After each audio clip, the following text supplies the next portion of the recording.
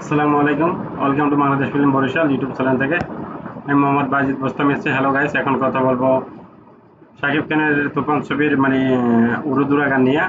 কোন শহরের মাইয়া গো লাগে উড়াদুরা, এটা নিয়ে মানে আমি আমার প্রথমে একটা ভিডিও দিছি, আমার মতামত জানাইছি। এখন আমি মানে অনলাইনে ঢুকলেই এখন দেখতে পাচ্ছি যে এই গানটাকে কপি কপি বলতে আছে। আসলে কি গানটা আদৌ কপি বা কপি কিনা? উম, দেখেন এটা যার গান তাকে কিন্তু ওখানে স্মরণ করা হয়েছে এবং কি তার নামটা কিন্তু দিয়ে দিয়েছে রাজ্জাক দেওয়ান।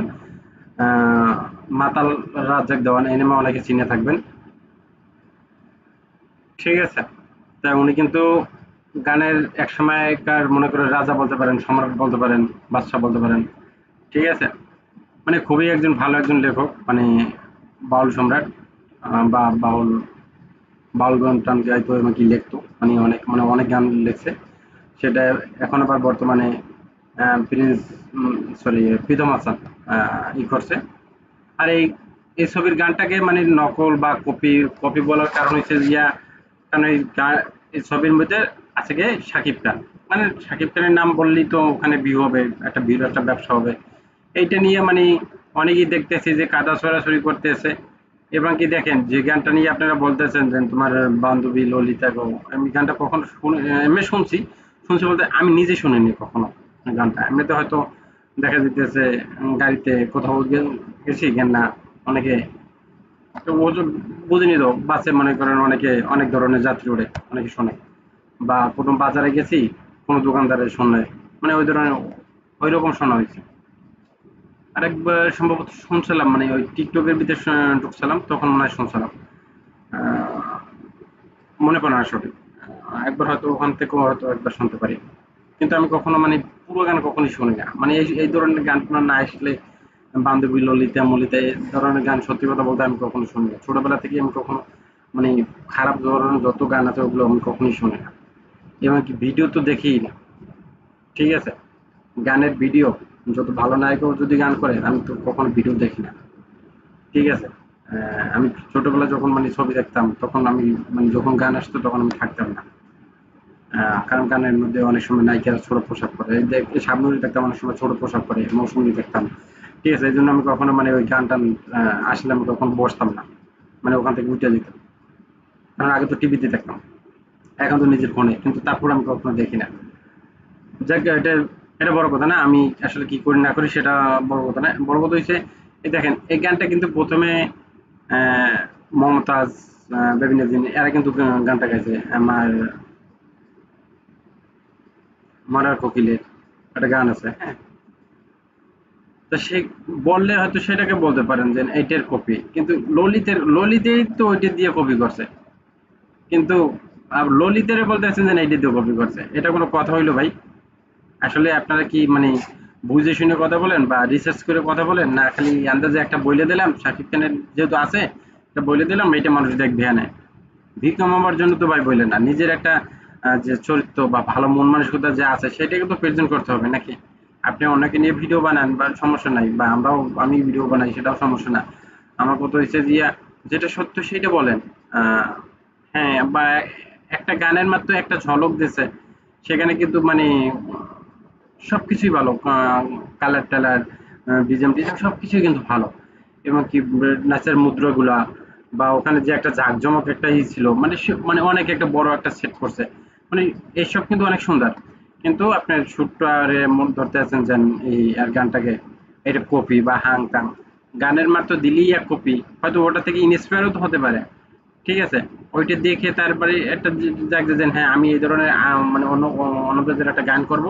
ঠিক আছে, যেটা মানুষ লুফে নেবে। কারণ যেহেতু এটা 90 দশকের একটা কি আমি ফিল দিতে চাচ্ছি, যে 90 দশকের মানুষ কি ধরনের গান শুনতো, বা 2000 সালের দিকে তো কি ধরনের মানুষ গান শুনতো সেই একটা ভাইব দিতে চাইতেছে।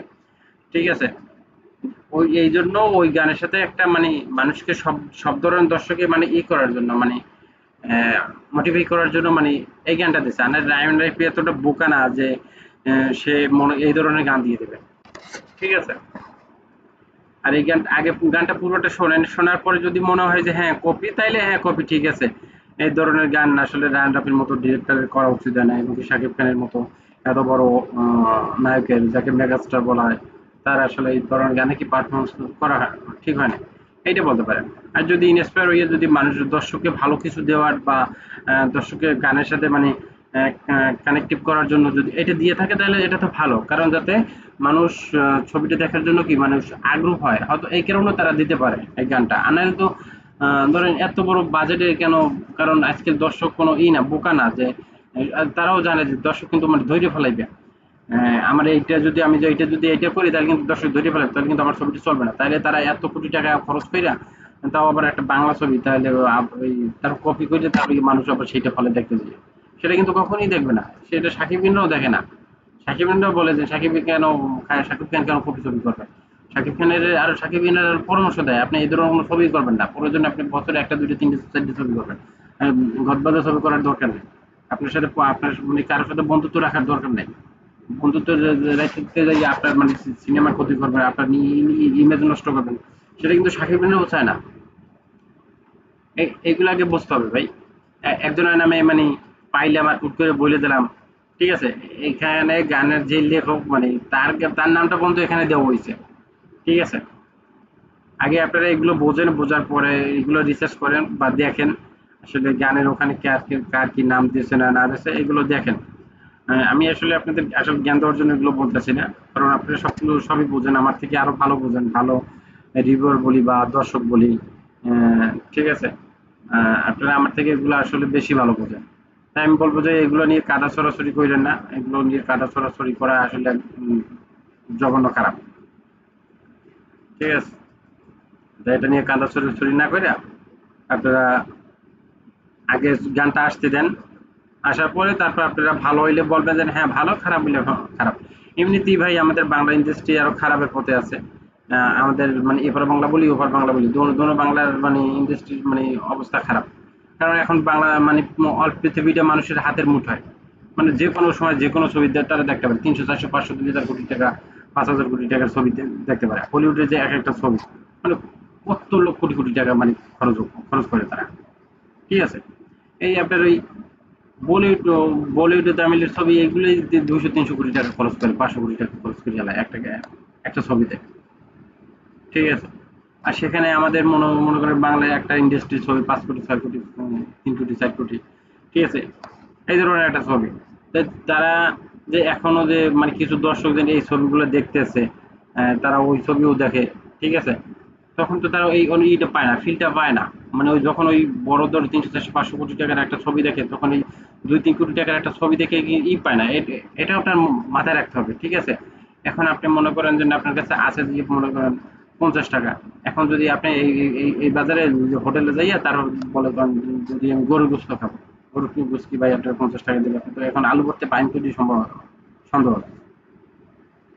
আলু ভর্তা ডাল আর যদি খান, দেখবেন আর 50 টাকার বেশি বিল উঠে যাবে, 60 টাকা 70 টাকা বিল উঠে যাবে কমইলো, যদি নর্মাল হোটেলেও খান। আর যদি ভালো হোটেলে খান, হয়তো আপনি পাইবেনই না, জিন্দিগি তো পাইবেন, ঠিক আছে? আর বর্তমানে না, 5 বছর আগে ছিল না, কারণ আমি মানে অনেক হোটেলে মানে অনেক সময় মানে করতাম। যাক, এটা বলতে চাই না, আসলে আপনারা এগুলো আসলে বোঝার চেষ্টা করেন। একটা জিনিস আসুক মার্কেটে, ভালো মতো আসুক, আসার পরে যদি ভালো হয় খারাপ হয় তাহলে সেটা নিয়ে আপনারা বলেন। কারণ তাদেরও একেবারেও ছাড় দেওয়া যাবে না, আবার একেবারেও মাথা তোলা যাবে না, ঠিক আছে? তাইলে তারা চেষ্টাই করবে না, তারা ভালো কিছু করার চেষ্টা করবে না। সেই জন্য যেটা যতটুকু বলার সেটুকু অবশ্যই বলবেন। যাক আজ বন্ধুরা এই পর্যন্ত, আর আমি কিছু বলতে চাই না। আপনাদের কাছে আসলে কার কাছে কিরকম লাগছে সেটা কমেন্ট বক্সে কমেন্ট করে জানাবেন। সবাই ভালো থাকবেন, আল্লাহ হাফেজ, আসসালামু আলাইকুম।